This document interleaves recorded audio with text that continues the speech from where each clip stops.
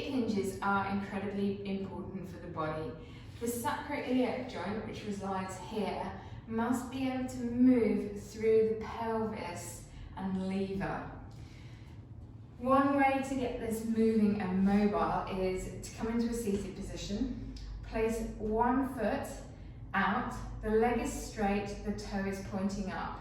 I'm drawing upwards with the spine, my belly button is engaged, so my core is gently engaged, and I am then hinging at the hip, coming forwards.